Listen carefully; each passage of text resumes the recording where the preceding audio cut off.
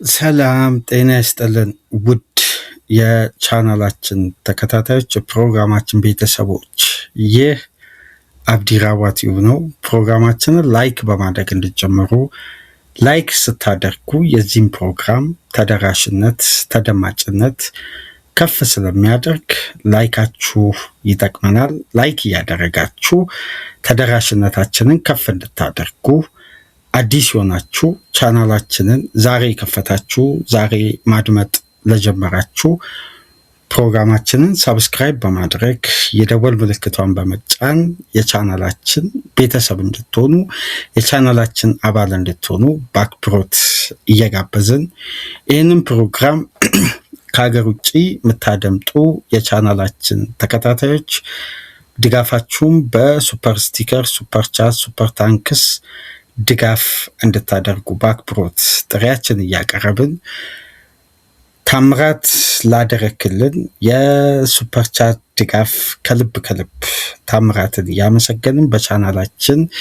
በአድማጮቻችን ስም ከልብ እናመሰግናለን። ታምራት እንግዲህ የረጅም ጊዜ አድማጫችን ነው። ከቻናላችን ጎን የሚገኝ ከሀገር ውጭ የሚኖር የቻናላችን ተከታታይ ነው። ድጋፍ ከኛ ጋር እንደሚቀጥል ተስፋ እናደርጋለን። ላደረክልን ድጋፍ ደግሞ ልባዊ ምስጋና እያቀረብን ይህን ፕሮግራም ታደምጣለህ ብዬ አስባለሁ። ላደረክልን ድጋፍ ከልብ እናመሰግናለን። የሁለተኛ ክፍል ፕሮግራማችን ትኩረት የሚያደርገው ኢንሳይድ አንፊልድ ይሆናል።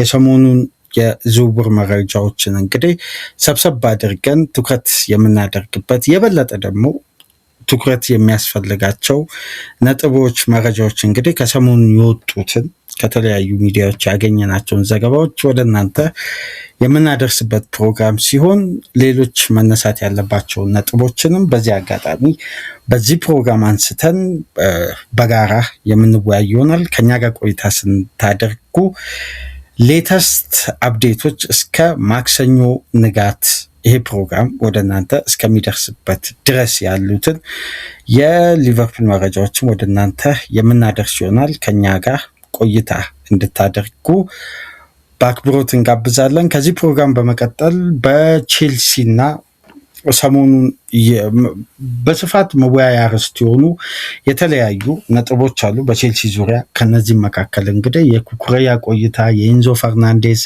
የማድሪድን ጥያቄ መጠበቅ፣ እንዲሁም በተጨማሪ ኒኮላስ ጃክሰን አዲስ እድል ሊሰጠው መሆኑን እየተነሳ ነው የሚገኘው። ይህንን በተመለከተ ከዚህ ፕሮግራም በመቀጠል ወደ እናንተ ይዘን የምንመጣ ሲሆን በአራተኛ ክፍል የሁሉንም ክለቦች ባካተተ የመጨረሻ ሌተስት አፕዴታችንን በዝውውር መረጃ በኩል የቶትናም የተቀላጠፈ ስራ፣ አርሴናል በርካታ አማራጮችን በገበያ ላይ እየተመለከተ መሆኑን እንዲሁም የተለያዩ ክለቦች በአምስቱ ትላልቅ ሊግ የሚገኙ እያደረጉት የሚገኘውን እንቅስቃሴ ጠለቅ ባለመልኩ በአራተኛ ክፍል ይዘንላችሁ ምንመጣ ይሆናል። ይሄ ፕሮግራም ግን ትኩረት የሚያደርገው ኢንሳይድ አንፊልድ ነው። በዚህ ፕሮግራም ከምንመለከታቸው ነጥቦች መካከል አንቶኒ ራዮላ የቀድሞ ተጫዋቾቻቸውን የአንፊልድ የመጀመሪያ ፈራሚ እንዲሆን መፈለጋቸው ከበርካታ ሚዲያዎች እየተሰማ ነው የሚገኘው። ይሄ ተጫዋች እንደምታውቁት እንግሊዛዊው የ22 ዓመት ሁሉንም የአማካይ ክፍል ዲፓርትመንት መጫወት የሚችል ሁለገብ መሆኑ፣ ቨርሳታይል ሚና፣ በአስደናቂ ኢነርጂ፣ በከፍተኛ ንቃትና ፍላጎት በተለይ ሊቨርፑል ለሚፈልገው ዳግመኛ የኢንቴንሲቲ አጫወት በእጅጉ አመቺ ነው ተብሎ የታሰበው ወጣቱ እንግሊዛዊው አሌክስ ስኮት ነው። በአሌክስ ስኮት ዙሪያ ከሰሞኑን መረጃዎችም በስፋት እየተመለከታችሁ ነው። በተለይ የኤክስ ገጾች ላይ አንድ ዘገባ ሊክ ካደረገ በኋላ ያንን ዘገባ እንግዲህ እያሰፉት መወያያ ርዕሱን እያበዙት በተለያየ እይታ መረጃዎችን ያጋራሉ። እነዛን ጉዳዮች ሁሉ በጥልቀት ለመመልከት መረጃውንም ለማጣራት የተጨባጭነቱን አቅም በእርግጥ ለአድማጮቻችን የሚመጥን መረጃ ይሆናል የሚለውንም ባለፉት ቀናት በደንብ ከተመለከትን በኋላ በእርግጥም አንቶኒ ራዮላ የቀድሞ ተጫዋቻቸውን በአንፊልድ እንደሚፈልጉት የሚያረጋግጡ በርካታ ተጨባጭ መረጃዎች ከወደ እንግሊዝ በስፋት መውጣት ጀምረዋል። ታዲያ ይህን ተጫዋች የማስፈረም እድሉ አላቸው ወይ? በጣም ሰፊ እድል የተመቻቸለት ቡድን ቢኖርም ሊቨርፑል ነው። ግን እንዴት ነው ዝውውሩ በዚህ ደረጃ በአንገብጋቢ መልኩ የተፈለገው? ሊቨርፑል አሌክስ ስኮትን ካስፈረመስ የ6 ቁጥር ቦታስ ምን አይነት ምላሽ ይሰጣል ወይ? እሱንም አብረን በዚህ ፕሮግራም አካተን የምንመለከተው ነው የሚሆነው። በቀጥታ ግን የአሌክስ ስኮት ወደ አንፊልድ መምጣት በተቃራኒው ደግሞ ይዞት የሚወጣው አንድ ተጫዋች አለ። እሱም አሌክሲስ ማካሊስተር ሊሆን እንደሚችል በርካታ ተጨባጭ መረጃዎችን በመጻፍ የሚታወቁ ዘጋቢዎች ይዘው እየወጡ ነው የሚገኙት። ይሄን ከምን መመዘኛ ነው? በላቀ ኤክስፒሪየንስ ከፍተኛ የሆነ የሊቨርፑል ቤት የአሸናፊነት ስፕሪት፣ ታጋይነት፣ የማያቋርጥ ብቃቱን አስተዋጽኦ ለክለቡ ሲያደርግ የነበረው አርጀንቲናዊ የዓለም ዋንጫ አሸናፊ ከሊቨርፑል ጋር ፕሪሚየር ሊግ አሸናፊ በልዩ ብቃት መሆን የቻለው አሌክሲስ ማካሊስተር ለምን ሊቨርፑሎች ዛሬ ላይ ለዚህ ተጫዋች ኮንትራክት ከማቅረብ ይልቅ ይህን ተጫዋች ለመሸጥ ያሰቡበት ምክንያት ምንድን ነው የሚለውንም በተወሰነ መልኩ እናነሳለን። ይህን ተጫዋች በአሌክስ ስኮት መተካትስ ተገቢ ነው አይደለም? ከአጨዋወት ሲስተም ጋር በተለይ በበርንማውዝ ቤት ይሄ ተጫዋች ሲሰጥ የነበረው ሚና የበለጠ ደግሞ ከቨር አስተማማኝነት ከሰሞኑን ደግሞ በአሜሪካ በእንግሊዝ ስብስብ ውስጥ የሚገኘው እንደምታውቁት ወጣት ተጫዋቾች ሪዮኖ ጎሞሃን ጨምረው በርካታ ወጣት ተጫዋቾች ከእንግሊዝ ብሔራዊ ቡድን ጋር አብሮ ኤክስፒሪየንስን አዳፕት እያደረጉ ነው። ያው ውድድሩ ሲጀመር ወደ ካምፕ ወደ የቡድናቸው ወደ እረፍት ይመለሳሉ። እስከዛ ድረስ በወዳጅነት ጨዋታዎች የበለጠ ደቂቃ እያገኙ ለብሔራዊ ቡድን ያላቸውን ኤክስፒሪየንስ ከወዲሁ እንዲላመዱ ይደረጋል እና አሌክስ ስኮትም እዛ ነው የሚገኘው። አንድ በአሜሪካ የሚገኝ የሚዲያ ተቋም ከአንቶኒ ራዮላ ሹመት ጋር ተያይዞ አሌክስ ስኮትን ኢንተርቪው ያደረገበት መንገድ የመጀመሪያ ኤክስክሉሲቭ ኒውስ የኔ ነው ባለው መረጃ መሰረት ያጋራው የዴሊ ሜሉ ሪፖርተር ክሪክ ሆፕን አሌክስ ስኮት የሊቨርፑል ተቀዳሚ ፈራሚ ቢሆን ወይም የራዮላ በቅርብ ጊዜያት ውስጥ በጣም በፍጥነት ቀዳሚ ፊርማ ቢሆን ልንገረም አይገባም። ይሄን ደግሞ ያለበትን መመዘኛና የኔን ያለውን መረጃ የበለጠ አስፍቶ እዛ ጋር ዝርዝር ጉዳዮችን አንስተዋል። በተጨማሪም በቅርብ ዓመት ውስጥ ባለፉት 2-3 ዓመት በእንግሊዝ እግር ኳስ በሚዲያ ጋዜጠኝነት የሚሰራው በጣም ተቀባይነቱ ከፍ ያለው አሌክስ ኩክ የሚባለው የቶክ ስፖርት የቢቢሲ 5 ጋዜጠኛ እንግዲህ ከትናንትና አመሻሽ ፖድካስት ነበራቸው የቶክ ስፖርት ትራንስፌር አፕዴት፣ እንዲሁም በቶክ ስፖርት ዘገባውን አጋርቷል። እዛው ላይ ደግሞ እነ ቤን ጃኮብስም ተሳታፊ ነበሩ። ስለ ሊቨርፑል የ8-9 ደቂቃ አፕዴቶችን አድርሰዋል። በተለይ ደግሞ ይሄን ዘጋቢ ተቀባይነቱን ከፍ ከሚያደርጋቸው መመዘኛዎች መካከል ከአብዛኛው ክለብ የበላይ ጠባቂዎች ጋር ያለው ቀጥተኛ ኮኔክሽን በጣም የሚያስገርም ነው። በተለይ የሪቻርድ ሂውስ የቅርብ ወዳጅ፣ እንደውም አምና ምናልባት የምታስታውሱ ከሆነ የሳመር ዝውውር መስኮት መረጃዎች ወደ እናንተ ተደራሽ ስናደርግ ከምናነሳቸው ዘጋቢዎች መካከል አንዱ አሌክስ ኮክ ነበር። በተለይ በነ ኢሳቅና ዊትዘ ዝውውር ላይ በደንብ የዚህ ዘጋቢ ሪፖርት በጊዜው ለተቀባይነትም ለእኛም በእጅጉ አስተዋጽኦ አድርጓል እና አሌክስ ስኮት እና ሪቻርድ ሂውስ ይሄ መኖሪያ ቤታቸው አጠገብ ለአጠገብ እንደሆነ ወዳጅነታቸው በእጅጉ ከፍተኛ እንደሆነ ለአመታት የቆየ ቀረቤታ ከና አሌክስ ኮክ ጋር እና ሪቻርድ ሂውስ ከፍተኛ ኮኔክሽን እንዳላቸው ይነገራል እና በቅርብ ዓመት ውስጥ በደንብ ከተመለከታችሁ የሊቨርፑል መረጃዎችን ከዴቪድ ኦርኒስተን በመቀጠል በጣም አፕዴት የሚያደርገው ዘጋቢ ቤን ጃኮብስ እና አሌክስ ስኮት ናቸው እና በተለይ ሪቻርድ ሂውስ የሊቨርፑል ስፖርቲንግ ዳይሬክተር ከሆነ በኋላ ካላቸው ቀረቤታ አንጻር የበለጠ ተቀባይነት ያለውን መረጃ ሊዘገይ ይችላል፣ ሊቆይ ይችላል፣ ወይም በመረጃው ላይ ያለውን ተጨባጭነት ለማረጋገጥ ተመራጭም እየሆነ መጥቷል አሁን ላይ እና በነበረው የፖድካስት ቆይታ ይሄን ጉዳይ ካጋራ በኋላ ትናንት ምሽት ደግሞ የበለጠ ኤክስክሉሲቭ ኒውስ ብሎ በራሱ ሆም ፔጅ ላይ አሌክስ ስኮት እና የሊቨርፑል ሊንክ አያይዞ ሰፋ ላለ ትንተና በራሱ ኤክስ ገጽ ላይ አስቀምጧል። ገብታችሁ በቶክ ስፖርት ፔጅ ላይ ቪዲዮን መመልከት ትችላላችሁ። ዘገባውንም የበለጠ ዲቴል ማንበብ ትችላላችሁ እና ምንም አይነት ሰብስክሪፕሽን የለውም፣ ነፃ ዘገባ ነው እና የበለጠ እነዚህ ሪፖርተሮች ግን አሁን ላይ እያወጡ የሚገኙት መረጃ በእጅጉ የፈጠነና የተቀላጠፈ ስራ በተለይ ዓለም ዋንጫ ዘግይተው የሚያደርጉ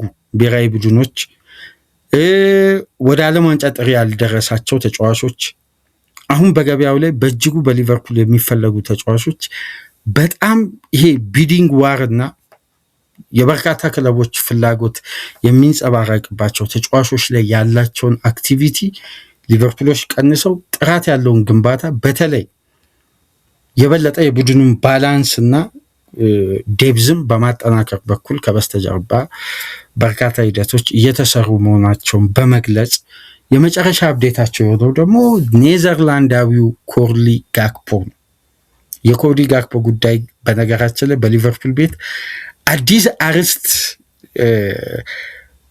ሊሆን ይገባል ብዬ አላስብም። ምክንያቱም የዚህ ተጫዋች ኮንትራት መፈረምን ደጋግሜ ባለፉትም ፕሮግራም ሳነሳላችሁ ነበር። ፕሮጀክት ታሳቢ የተደረገ አይነት የኮንትራት ፊርማ አይመስለኝም። እንደ ቢዝነስ ሞዴል ቦታው ላይ የበለጠ መጠናከር አለበት። ኳሊቲው ባለፉት ዓመታት ዲያዝ፣ ማኔ የተጫወቱት ቦታ ነው። ስተርሊንግ እንኳን በጣም ሞር በሊቨርፑል ደጋፊዎች በቦታው ላይ አሳማኝ ነበር በወቅቱ እና በቅርብ ዓመት ውስጥ በእነዚህ 10 ዓመት ውስጥ ከታዩ የሊቨርፑል ዊንገሮች አኳያ በሊቨርፑል ኳሊቲ ሚድል ክላስ የሚባል ነው። ስለዚህ የበለጠ ቦታው አፕዴት ይፈልጋል። እድገቱ ደግሞ እንዳይቋረጥ የሚፈለገው ሪዮ ነጎሞሃ ስላለ በጥራት ቦታው ማጠናከር ስለሚያስፈልግ ተጫዋቹ የበለጠ የፋይናንስ ማጠናከሪያ እይታ ውስጥ ሊገባ ይችላል የሚል መረጃ በቅርብ ጊዜ ስጠቁማችሁ ነበር እና የመጨረሻ ሌተስት መረጃዎችን ስንመለከት እንግዲህ አስቶን ቪላ እና ቶትናም በተጫዋቹ በኩል በጥብቅ ፈላጊ እንደሆኑና ሊቨርፑል ኦልሞስት ከ50 ሚሊዮን ፓውንድ በላይ ከዚህ ተጫዋች እንደሚፈልግ እነዚህም ክለቦች በዛ ክፍያ ደረጃ ሊያቀርቡ እንደሆነ አሌክስ ኮክ መረጃውን አፕዴት አድርጓል። ከኮዲ ጋክፖ ጋር በተያያዘ እና ከተወሰኑ ቀናት በፊትም ፋብሪዚዮ ሮማኖ አንድ ጉዳይ ሲያነሳ ነበር። ሊቨርፑል በቦታው ላይ አንደኛ የተሻለ አማራጭን በገበያ ላይ አግኝቷል ነው የሚለው። አግኝቷል አማራጩ ግን የጋክፖን ቆይታ ጉዳይ ላይ ሊቨርፑሎች ለመወሰን የሚቀርብላቸውን ክፍያ እየተመለከቱ ኦፊሻሊ። ስለዚህ ባለፉት ቀናት እንደሚባለው ሩመርስ ከሆነ ቶትናም በጥብቅ የሚፈልገው ተጫዋች ነው። 2 ዊንገር ቶትናም የማስፈረም ከፍተኛ እቅድ አለው። አንደኛውን እንግዲህ ትናንትና አድቫንስድ ስቴጅ ላይ ደርሰዋል። በቀጣይ ቀናት ከማንቸስተር ሲቲ በ60 ሚሊዮን ፓውንድ ሳቪኒዮን ያስፈርማሉ ተብሎ ይጠበቃል። በዛኛው ዊንግ በኩል ግን ኮርሊ ጋክፖን ሮቤርቶ ዲዘርቢ ጭምር ዳይሬክት እንዳናገሩት ብታስታውሱ ከሆነ አንድ የደች ሚዲያ በስፋት ዘግቦ ነበር እና ተጫዋቹ በአሁን ሰዓት እንደውም እንደሚባለው ከሆነ እዛ ዘገባ ላይ ስንመለከት የቋሚነቱን ቦታ የማጣት እድሉ የበለጠ እየሰፋ እየመጣ ነው። ምክንያቱም ሊቨርፑል ሊያደርገው ካሰበው የዊንገር ዝውውር አንጻር ይሄ ማለት ከዚህ በፊት ደጋግመን ስናነሳ የነበረው 2 ዊንገር መፈረሙ የማይቀር ለመለየት ምናልባት ሾርት ሊስት ውስጥ ያሉ ተጫዋቾችና ራደር ውስጥ ያሉ ተጫዋቾች በዛ ደረጃ ሊቨርፑል አስፍቶ በርካታ ዊንገሮችን እየተመለከተ አይደለም። የሳላ ቀጥተኛ ተተኪ በሳላ ቦታ ወይም የሳላ ቀጥተኛ ተተኪ ከምንለው ሳላ በለቀቀበት ፖዚሽን ላይ ሳላን ተክቶ ሳይሆን ቦታውን ተክቶ ሊጫወት የታሰበው ተጫዋች ያኒ ዲያሞንዴ ነው። በዛኛውን በኩል የመጫወት ከፍተኛ ፖቴንሻል አለው። ለምሳሌ ዲያሞንዴ የግራ ክንፉን ፖዚሽን ቢስ በሳላ ፖዚሽን ደግሞ አውት ኤንድ አውት ዊንገር ያስፈልጋል። ወይም የብራድሊ ባርኮላ አይነት ዊንግ በማምጣት እያፈራረቁ ማጫወትን ካልሆነ ደግሞ የበለጠ የነ ፍራንሲስኮ ኮንሲሳው አይነት ተጫዋች ለማስፈረም እና እሱ ላይ ደግሞ እነ ፍራንሲስኮ ትሪንካውንም መጨመር ያስባሉ። በአንደኛው ተጫዋች ዋጋ 2 ተጫዋች ካልሆነ አንድ ከፍተኛ ክላስ ማለት ነው። ይሄ በጣም የሊቨርፑል ስትራቴጂ ነው። በዚህ ሳምር በደንብ እዚህ ጋር ልብ ብለን መመልከት ያለብን ያኒ ዲያሞንዴ መጥቶ ባርኮላ ሊፈርም ይችላል። ባርኮላ ካልመጣ ግን የሚፈርመው ተጫዋች አዲስ መረጃ ልንገራችሁ 2 ማለት መካከለኛ ሚድል ክላስ ተጫዋች ቨርሳታይል እና ዊንገር ማለት ነው። ይሄ የበለጠ ኮንሲሳውና ትሪንካው 2 ፖርቱጋላውያን ተጫዋቾች ላይ ግን በጣም ታርጌት ማድረጋቸውን ከሰሞኑን ሪከርድን እና አቦላን የፖርቱጋል ሚዲያዎችን እስቲ ገብታችሁ የፊት ገጻቸውን ራሱ ሄድላይንሶችን ብትመለከቱ የሊቨርፑል ስም በተደጋጋሚ አሁን የትናንትናውን የአቦላን መረጃ ብትመለከቱ ከፍራንሲስኮ ትሪንካውና ፍራንሲስኮ ኮንሲሳኦ ጋር በጣም ሊቨርፑል የቀረበ ግንኙነት ባለፉት ወራት ማድረጉን በስፋት እየገለጹ ነው። ያውም በስሎት እቅድ አይደለም፣ በሊቨርፑል እቅድ 2 ፖርቱጋላውያን የ22 ዓመትና የ26 ዓመት ተጫዋቾችን ይሄን ከፕሮጀክት አኳያ ስትመለከቱት ለሁለቱ ተጫዋቾች ሊቨርፑል ምናልባት ለአንዱ ተጫዋች ለሚከፍለውም ክፍያ ሊሆን ስለሚችል የበለጠ እንደነዚህ አይነት ዝውውሮችንም ሊያደርጉ ይችላሉ። ግን ጥራትን ብቻ ታርጌት ካደረጉ ደግሞ ሁለቱን ተጫዋቾች አሁንም ምንም ጥያቄ የሌለው ተቀዳሚ ምርጫ ባርኮላን እና ዲያሞንዴን ግራና ቀኝ ላይ ማምጣት ነው። ስለዚህ የበለጠ ለጋክፖ ተጨማሪ የመጫወቻ ደቂቃን በቀጣይ ዓመታት የማግኘቱን እድል እየቀነሰ ነው የሚመጣው። ምክንያቱም ሊቨርፑል በየትኛውም መመዘኛ ይሁን ቅድሚያ የሚሰጠው ለሪዮ ኖጎሞሃ እድገት ላይ። ይህም በነገራችን ላይ በምንም መልኩ አይቀይሩት። ባየር ሙኒክ ለምን ከ50 60 70 ሚሊዮን ፓውንድ በላይ አያቀርብም? በጭራሽ አይሸጡት። ይሄ ተጫዋች የረጅም ጊዜ ፕሮጀክት እቅድ ነው። እንደውም ትናንትና ሊቨርፑል ኢኮ ላይ ከተመለከትኳቸው መረጃዎች መካከል የሳብስክሪፕሽን መረጃዎች መካከል አንዱ ለሪዮ ኖጎሞሃ ተጨማሪ የስንት ዓመት ኮንትራት ነው ለማስፈረም ድርድር እንደገና ተጀምሯል። የረጅም ጊዜ ኮንትራት በሊቨርፑል ለማቆየት አሁን ውሉ ላይ ያለው ዋስትና ያለው ስምምነት እንጂ ለተጫዋቹ የ3 ዓመት ኮንትራት ብቻ ነው ያለው። አሁን ዋስትና ያለው ደግሞ ተጫዋቹን እስከ 2031 32 የነ ዊዘ ኢሳቅ ኤኬቲኬ አይነት ኮንትራት የነ ኬርኬዝ አይነት ኮንትራት መስጠት ነው። ስለዚህ ይሄ አሁን አዲሱ ፕላን ነው። በቀጣይ ጊዜያት ልናያቸው ከምንችላቸው የኮንትራት ስምምነቶች መካከል በጣም አስደናቂና ከፍተኛ ክፍያ የቀረበለት ዶሚኒክ ሶቦስላይ ነው። ምናልባት እንደሚወጡ መረጃዎች ከሆነ ቫንዳይክ ብቻ ነው ሊበልጠው የሚችለው በከፍተኛ ክፍያ። ሁለተኛው የክለቡ ከፍተኛ ተከፋይ ሊሆን ነው አሁን ላይ እንደሚወጡ ዘገባዎች ከሆነ እና ይሄ ተጫዋች እና ሪዮ ኖጎሞሃ ቀጣይ ኮንትራት ፊርማቸው ነው የሚጠበቀው በአንፊልድ። አሁን ሂውዝ በክለቡ ካሉ ተጫዋቾች ጋር የኮንትራት ድርድር ከሁለቱ ተጫዋቾች ከዛም በኋላ ከቲሙ ውጭ ባሉ ጉዳዮች ደግሞ በእነዚህ ተጫዋቾች ላይ ትኩረት ሰጥቷል። ስለዚህ የኮርሊ ጋክፖ ቆይታ አሁን የበለጠ ጥያቄዎች መግባት ብቻ ሳይሆን የመሸጥ እድሉ በጣም ሰፊ ነው። በደንብ ከሰሞኑን የራዮላ ምስል ባለባቸው ፕሮግራሞች ላይ ከ6 ቀን በፊት የሰራ ነው አንድ የራዮላ ፕሮግራም ነበር። ኦፊሻል ቅጥሩ በተፈጸመበት ቅዳሜ ዕለት ለሚዲያ በተዋወቀበት ወቅት ቴሌግራፍ አንድ ዘገባ አውጥቶ ነበር ብዬ የሊቨርፑል ደጋፊዎች ፖል አሰጣጥ በሚል መረጃዎችን የዛ ፖል ጥቆማ የደጋፊውን ስሜት ቼክ ማድረጊያ ነው። ስለዚህ በቀጣይ በደንብ መረጃዎችን ተከታተሉ። ማካሊስተር እና ጋክፖ ላይ የተሰጠው ቮት የሊቨርፑል ኃላፊዎችንም ፕላን ድጋሚ ሪቫይዝ ሊያደርጉ ይችላሉ። አብረው ከክለቡ ጋር የመቆየታቸው እድል በጣም ጠባብ ሊሆን ይችላል የሁለቱ ተጫዋቾች። ምክንያቱም ደጋፊው በቀጥታ ገብቶ ፖሉን የሰጠበት መንገድ አንደኛ ሪከርድ ነው፣ ሁለተኛ ይሄ ፖል እነዚህ ኃላፊዎች ጋር አይደርስም ማለት አይቻልም። አሁን ደግሞ ከዛ ቮት በኋላ በደንብ ተመልከቱ። ካለፉት 6 ቀናት በኋላ የሚወጡ መረጃዎች ሁሉ ታርጌት ያደረጉት እኮ ኮርቲስ ጆንስ ወደ ኢንተር ሚላን ይሄዳል የሚለው ጉዳይ ብሎክ ተደረገ፣ ቀረ። እስካሁን ባለው እውነታ ቀርቷል። እንግዲህ ካሁን በኋላ የሚፈጠረውን አናውቅም። አዲስ አፕዴት የለም። ኢንተር ሚላንም ፍላጎቱን ወደ ሌሎች ተጫዋቾች ማድረጉ በስፋት እየተነገረ ነው። የበለጠ ደግሞ ፍሪ ኤጀንት የሆኑ ተጫዋቾች ላይ እንዲያተኮሩ ኢንተር ሚላኖች እየተነገረ ነው የሚገኘው። አሁን የበለጠ ትኩረቱ የሆነው የጋክፖን እና የማካሊስተር ሽያጭ ላይ እንደሆነ ለምሳሌ የሊቨርፑል ውስጥ አዋቂዎች መካከል አንዱ ዴቪድ ሊች ትናንት አንፊልድ ኤዲሽን ላይ የነበራቸውን ቆይታ ለተመለከታችሁ ወይ ቦርን ኢን ዘ ሬድ የሚለውንም ዩቲዩብ ቻናል ካደመጣችሁ ሁለቱ ተጫዋቾች ላይ ያለው ፕላን እንደተቀየረ ነው።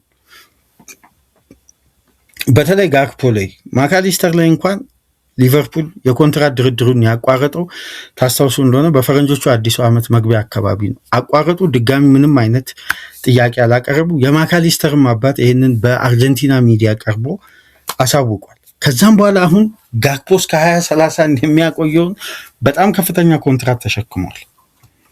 ቀላል የሚባል ደሞዝ ስኬል አይደለም ያደገው፣ በጣም ከፍተኛ ስኬል ነው ያደገው። እዚህ ላይ ደግሞ ፍሬድሪኮ ኬዛ ወደ ጁቬ በ20 ሚሊዮን ዩሮ የመመለሱ እድል በጣም ከጊዜ ወደ ጊዜ የሚወጣው መረጃ እያሳየ ነው፣ ሰፊ ነው። እነዚህ 3 ተጫዋቾች ላይ ነበር በደንብ የምታስታውሱ ከሆነ ቮቱን ቁጥሩን ስነግራችሁ 3ቱ ተጫዋቾች ላይ ነው አብዛኛው ደጋፊ ሴል የሚለውን በተም የተጫነው። ከዛም በኋላ ግን በእነዚህ ተጫዋቾች ዙሪያ የሚወጣው ዘገባ ሁሉ በጣም በታመኑ ዘጋቢዎች እየሆነ መጣ። ዶሚኒክ ኪንግ ነበር ይህን ቮት በራሱ ፔጅ ያጋራውና ገብታችሁ ቴሌግራፍ ላይ ቮቱም ስጡ፣ ቮቱንም ቁጥር ተመልከቱ እያልኳችሁ ነበር። እስካሁን ድረስ በነገራችን ላይ ፖሉ አልተዘጋም፣ ተመልክቼው ነበር ይህን መረጃ ወደ እናንተ በማደርስበት ሰዓትና በድጋሚ የነዚህ ተጫዋቾች ሁኔታ ትኩረት ስቧል። ግን እስቲ ወደ አሌክስ ስኮት እንመለስና የሁለቱን ተጫዋቾች ተመልሰን እንመለከታለን። አሌክስ ስኮት ይሄ እንግሊዛዊ ተጫዋች አንድ አጋጣሚ ልንገራቸው አድማጮች፣ ይህንን መረጃ ስመለከት ያገኘሁት በብሪስተል ሲቲ ያደገ ተጫዋች ነው። እንደምታስታውሱት ከብሪስተል ሲቲ ጋር ሪቻርድ ሂውዝ የጠበቀ ግንኙነት እንዳለው ይታወቃል። ከዚህ በፊት በማን ዙሪያ የብሪስተል ሲቲን ስናነሳ ነበር? በአንቷን ሴሜኒዮን። አንቷን ሴሜኒዮን እንደምታውቁት ፓላስን ጨምሮ በርካታ የለንደን ክለቦች ይህን ተጫዋች ለዓለም አላስፈርምም ብለውት በሙከራ ወቅት ወድቆ ከበርካታ የለንደን ክለቦች ተቀንሷል። ከዛም በኋላ ነው ከብሪስተል ሲቲ በ10 ሚሊዮን ፓውንድ በርንማውዝ አመጣው። ከዛም በኋላ ተጫዋቹን አሁን ወደ 62.5 ሚሊዮን ፓውንድ ገደማ ነው ለማንቸስተር ሲቲ የሸጡት። ይሄ የሪቻርድ ሂውዝ የምልመላ ብቃትን ከሚያሳዩ መመዘኛዎች አንዱ ነው። ልክ አንቷን ሴሜኒዮን ወደ በርንማውዝ ባመጣበት የዝውውር መስኮት እዛው ከብሪስተል ሲቲ በቀጥታ በመመልከት አሌክስ ስኮትን ገና በለጋ እድሜው አሁን 22 ዓመቱ ይሄ ተጫዋች ገና 19 ዓመት ተጫዋች ሆኖ በብሪስተል ሲቲ ያውም በሚያስገርም ሁኔታ አነስተኛ ደቂቃ የሚያገኝ ተጫዋች፣ አነስተኛ ደቂቃ ብቻ ሳይሆን በብሪስተል ሲቲ በነበረው ቆይታ 83 ጨዋታ ብቻ ነው ያደረገው። ከጨዋታዎች ውስጥ አብዛኛው ወደ 44 በመቶ የሚሆኑ ደቂቃዎችን ያገኘው ከቤንች ላይ በመነሳት ነው። ግን የተጫዋቹን ፖቴንሻል በመመልከት በሴሜኒዮ ምልመላ አንቶኒ ራዮላም ተስማምተዋል ሴሜኒዮ እንዲመጣ። የአሌክስ ስኮት ግን የራዮላን ምክር አልጠየቀም። ሪቻርድ ሂውዝ አብሮ በጣም ቅርበት ስላላቸው በጣም በጋራ በጥምረት የሰሩት የበርንማውዝ ስራ ፍጹም አስደናቂ ነው። በርንማውዝ እኮ ባለፉት 2 ዓመት ውስጥ በፕሪሚየር ሊጉ እንደ በርንማውዝ አስደናቂ ገቢ ያገኘ ቡድን የለም። በሽያጭ ብቻ ከዶሚኒክ ሶላንኬ እስከ መጨረሻው አንቷን ሴሜኒዮ ድረስ ግሩም ሽያጭ ነው ያደረገው። ለማመን የሚከብድ የ7ቱ ተጫዋቾች ሽያጭ እንዴት የበርንማውዝን ፋይናንሻል አቅም ከፍ እንዳደረገ ተመልክተናል። አሁን ይሄ ቡድን ከብሪስተል ሲቲ ከሴሜኒዮ ክፍያ በላይ ነው በነገራችን ላይ ለአሌክስ ስኮት የከፈሉ 15 ሚሊዮን ፓውንድ ነው ከፍሎ ያስፈረሙት። ልክ ራዮላ ተጫዋቹን በመጀመሪያ ትሬኒንግ እንዳየ የቀጣይ የበርንሞዝ ቡድን ድጋሚ የአማካይ ክፍሉ ጀነሬት ሲደረግ ከታይለር አደምስ ጋር በቀጥታ አስደናቂ ጥምረት እንደሚፈጥሩ ራዮላ በመጀመሪያ ትሬኒንጉ የአሌክስ ስኮትን የትሬኒንግ አቀባበል በትሬኒንግ ሴሽን ላይ የነበረው ሁኔታን በመመልከት ገና ተጫዋቹ በዚህ እድሜ ላይ ያለ ትላልቅ ኃላፊነቶችን መስጠት የጀመሩት። የምታስታውሱ ከሆነ ታይለር አደምስ በከባድ የጅማት ጉዳት 2023-24 ከሜዳ ለረጅም ሳምንት ርቆ ነበር። በዛም ወቅት ተጫውቶ በማያውቀው ተፈጥሯዊ ፖዚሽን ውጪ ከ8 ቁጥር ውጪ አምጥተው አንዶኒ ኢራዮላ በ6 ቁጥር ቦታ ሞከሩት። ከዛን ጊዜ አንስቶ እንግዲህ የደብል ፒቮት የ6 ቁጥር ተጫዋች ሆነ። ይሄ ተጫዋች በየጊዜው በሚያጎለብተው አቅምና በሚያገኘው ደቂቃ ላይ በሚያሳየው ፐርፎርማንስ በእጅጉ በበርካታ ክለቦች ተፈላጊ ነው። አሁን ራሱ ሊቨርፑል ቀላል የሚባል ፉክክር አይጠብቀውም። ቼልሲ፣ ማንቸስተር ዩናይትድ፣ ቶትናም በጥብቅ ይፈልጉታል። ግን ራዮላ ጋር ያለው ቅርበትና የመጨረሻ የተጫዋቹ ኢንተርቪው የበለጠ ተጫዋቹ ራሱን ለአንፊልድ ይሄ ለዝውውር እንደማቅረብ ነው የሚሉት አብዛኛው። አይ ሊቨርፑል እኮ በቃ ወደሚታወቅበት ኢንቴንሲቲ አሁን ይመለሳል። ምክንያቱም እኛ በራዮላ ውስጥ ለ3 ዓመታት ስንቆይ የምንመለከታቸው አጫዋች ዘዴዎች አሉ። በስራ ነው የሚያምኑት።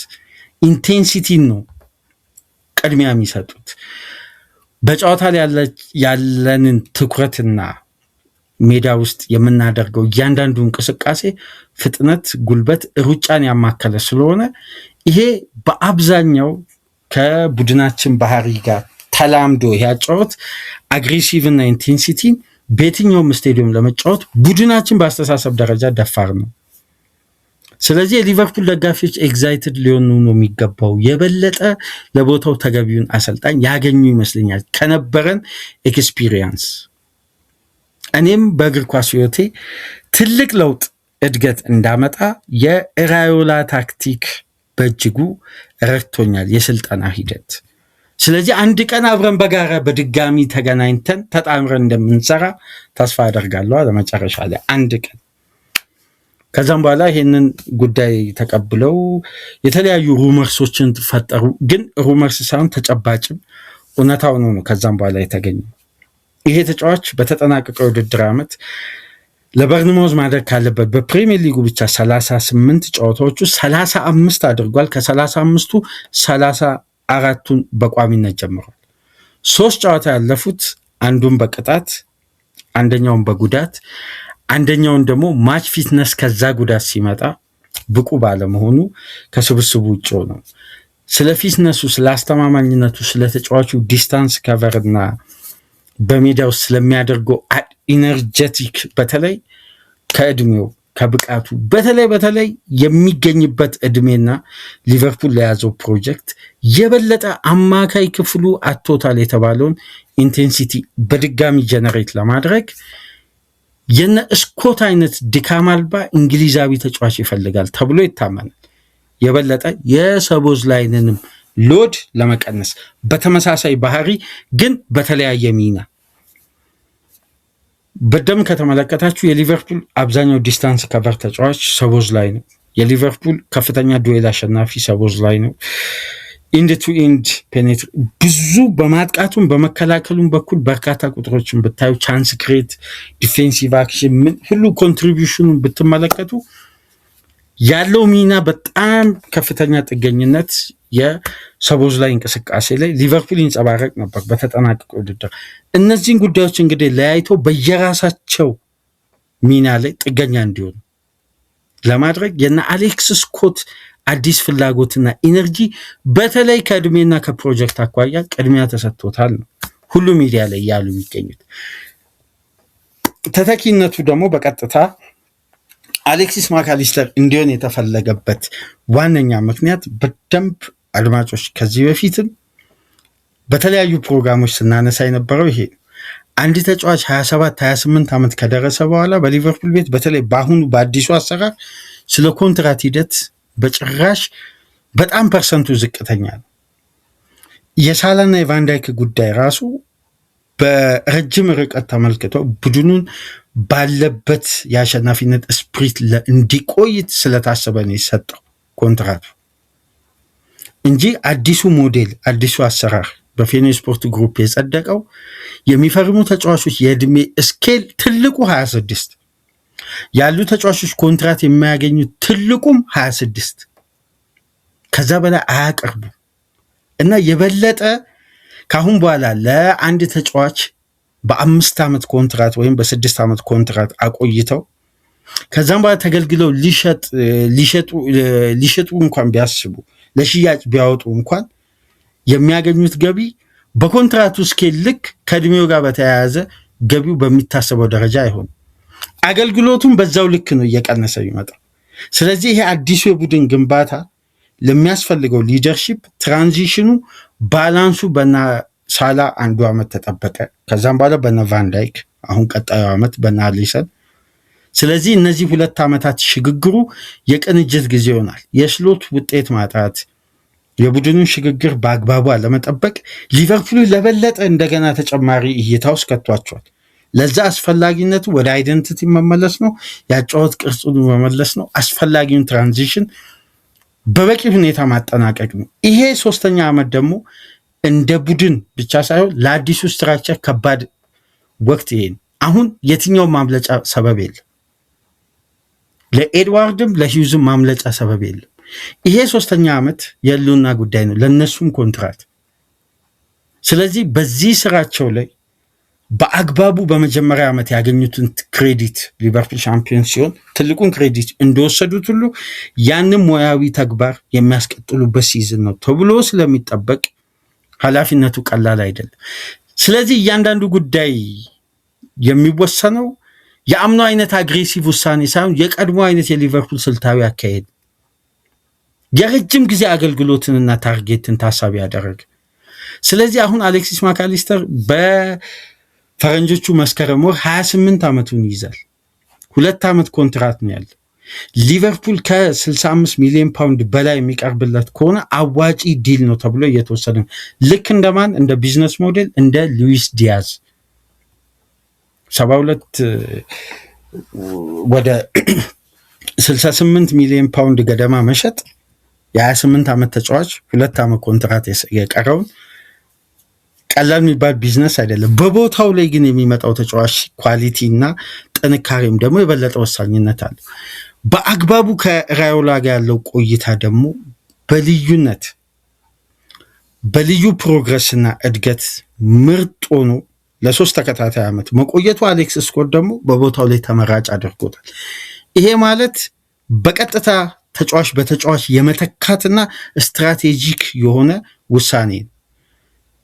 ካሁን በኋላ ለረጅም 8-9 ዓመት የሚያገለግል ተጫዋችን አምጥተው አገልግሎቱን በአግባቡ ሰጥቶ የብቃቱ መመለስና አስተማማኝነት በብዙ መልኩ ጥያቄ ውስጥ የገባበትን ሲዝን ያሳለፈን ተጫዋች ደግሞ ሸኝቶ በእንዲህ አይነት ትርፋማነት ማጠናቀቅ ደግሞ እንደ ፕሮጀክት ጥሩ የሽግግር ጊዜ ሆኖ ስለታመነ ይህን ውሳኔ ለመወሰን ይገደዳሉ የሚል ዘገባ ነው በብዛት እየተመለከተ የምንገኘውና የማካሊስተር መልቀቅ ይጠበቃል። የአሌክስ ስኮት መምጣት የበለጠ ይጠበቃል። ሊቨርፑል 48 ሚሊዮን ሲደመር 5 ሚሊዮን ለማቅረብ ማሰቡን፣ በርንማውስ ደግሞ ለተጫዋቹ 60 ሚሊዮን ፓውንድ ለጥፏል ነው የሚባለው። ድርድሮች ከበስተጀርባ አሉ የሚሉ ሩመርሶች ደግሞ በጣም በዝተዋል። ስለዚህ የሊቨርፑል ቀጥተኛ ተተኪ ይሄን ስንል ግን ሊደረግ የታሰበው የ6 ቁጥር ዝውውር ግን በየትኛው መመዘኛ ተያያዥነት የለውም ከአሌክስ ስኮት ዝውውር ጋር ማለት ነው። ይሄ ብቃትን አፕግሬድ የማድረግና ከኢንቴንሲቲ ጋር ተያይዞ የሚደረግ የሽግግር አንዱ አካል ነው። በተመሳሳይ የኮዲ ጋክፖ ጉዳይ የበለጠ እየሰፋ ሊመጣ የሚችለው ደግሞ ሊቨርፑል ፋይናንሻሊ የፊት መስመሩን ለማጠናከር አፕዴትም ለማድረግ የተሻለ ጥራትን ለማምጣት ተጫዋቹ መሸጥ አስፈላጊ ሆኖም ስለተገኘ ነው። በብቃትና ባለው ኳሊቲ ሚድል ክላስ ወይም ከዚህ በላይ ያድጋል ተብሎ ስላልታሰበ በክለቡ ስታንዳርድ ደረጃ የበለጠው ኦፕሽኖቹን መመልከት ተገቢ ነው ብለው ስላመኑ የያኒ ዲያሞንዴን ዝውውር ላይ ተመልክታችኋል ብዬ አስባለሁ። በጣም ሊቨርፑል አግሬሲቭሊ እየገፋ ነው። ፒኤስጂ በዝውውሩ ላይ ዝምታን መርጧል። እንግዲህ የበለጠ የታመኑ ዘጋቢዎች የሚሉት እስከ 100 ሚሊዮን ዩሮ ገደማ ይከፍላል የሚባለው ነገር የሐሰት ነው የሚሉት። አንዳንድ ዘጋቢዎች ደግሞ 100 ሚሊዮን ዩሮ ድረስ ሊቨርፑል ማውጣቱ የማይቀር ነው የሚሉት። እንግዲህ ዝውውሩ በዚህ ሳምንት አዲስ ሁኔታ ይፈጠራል ተብሎ ይጠበቃል። በተለይ በቀጣይ ቀናት ምናልባት አንድ አዲስ መረጃ እንሰማለን ብዬ አስባለሁ። ስለዚህ ሽግግሮች ሁሉ እድሜን፣ ፕሮጀክትን፣ ቀጣይ ጊዜያትን ታሳቢ ያደረገ ስለሆነ እንደነዚህ አይነት ውሳኔዎች መፈለጋቸው ሊያስገርም አይገባው። አንደኛ ከብቃት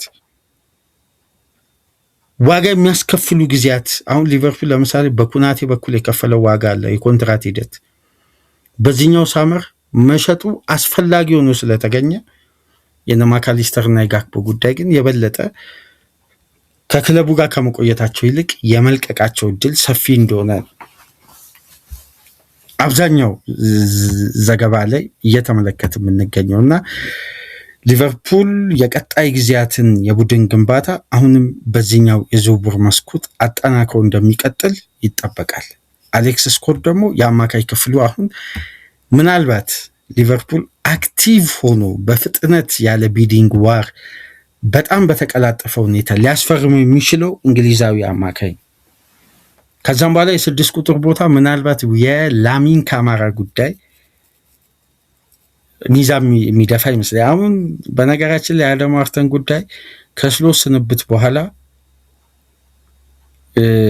እርግጠኛ ሆኖ ለመናገር ይከብዳል። ምክንያቱም ሊቨርፑል የሚያስፈልገው ዲስትሮየር እንጂ ኮንትሮል የሚያደርግ አይደለም የሚለው እምነት ሁሉም ጋር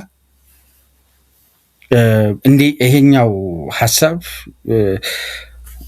ሁሉም ኃላፊዎች ዘንድ የበለጠ የታመነ ተቀባይነት ያገኘ ይመስላል። በተለይ የዴቪድ ውድፋይን አዲሱ ሪፖርት ሊቨርፑል የ6 ቁጥር ተጫዋች የበለጠ ፊዚካሊቲ ያለውን ተጫዋች የማስፈረም እቅድ እንዳለው ሰሞኑን በተለያዩ ሚዲያዎች ላይ እየተመለከትን ነበር። ለማንኛውም ግን አሌክስ ስኮት አዲሱ የሊቨርፑል የፕላን ለውጥ የመጀመሪያ እይታ ሆኗል። የማካሊስተር መውጣት፣ የጋክፖ መውጣት፣ የዲያሞንዴና የአሌክስ ስኮት ወደ አንፊልድ መዳረሻቸው መሆን የጊዜ ጉዳይ ይመስላል እንደሚወጡ ዘገባዎች ከሆነ። በቀጣይ እንግዲህ የሚኖሩ ተጨባጭ እውነታዎችን ተመልክተን መረጃዎችን ወደ እናንተ ይዘን የምንመጣ ነው የሚሆነው። ከተመቻችሁ ላይክ አድርጉ። አዲስ ከሆናችሁ ሰብስክራይብ፣ ከሀገር ውጭ የምታደምጡ ድጋፋችሁን በሱፐር ስቲከር፣ በሱፐር ቻት፣ በሱፐር ታንክስ ለቻናላችን አበርክቱ። ታምራት ላደረክልን የሱፐር ቻት ድጋፍ ከልብ እናመሰግናለን። ከድጋፍ ጋር ከኛ ጋር እንደምትቀጥል ተስፋ እናደርጋለን። ሌሎቻችሁም ድጋፍ እንድታደርጉ ጥሪያችን እያቀረብን በኢንሳይድ ቼልሲ ወይም በዝውውር ዘገባዎች ተመልሰን እንመጣለን። ሰላም ቆዩ።